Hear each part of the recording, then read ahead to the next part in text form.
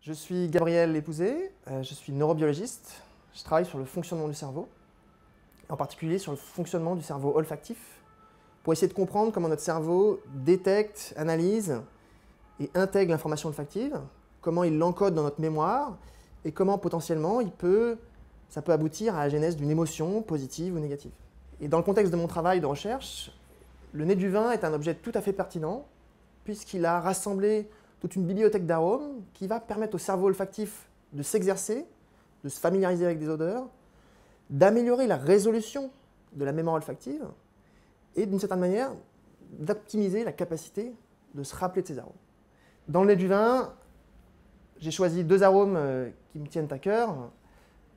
Le premier, c'est l'arôme numéro 17, c'est l'arôme de mûre.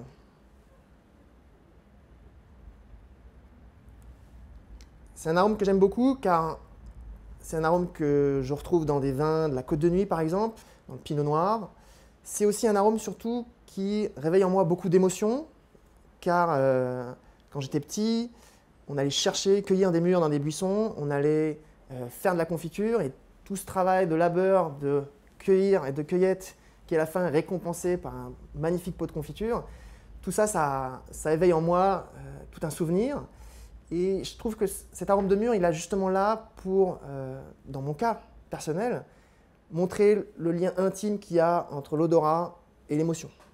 Ce qu'a très bien décrit Marcel Proust, alors dans la recherche du temps perdu, sur cette madeleine, c'est cette capacité de l'odeur et de l'odorat à avoir un lien intime avec l'émotion et d'être capable d'évoquer de manière très forte, de manière très robuste, un souvenir olfactif.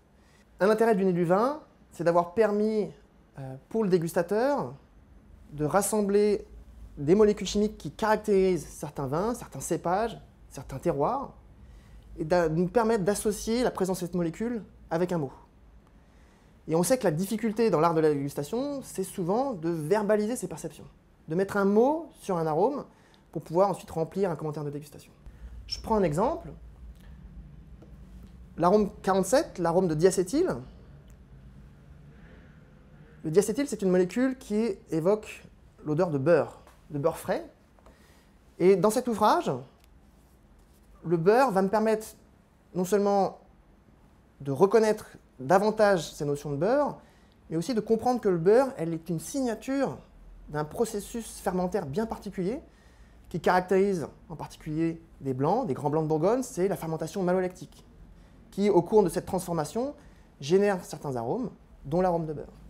Et donc, la richesse du nez du vin, c'est de non seulement nous aider à verbaliser cette odeur, de la reconnaître, de mieux la mémoriser, mais aussi de comprendre le sens de cette molécule quand on va le retrouver dans le vin.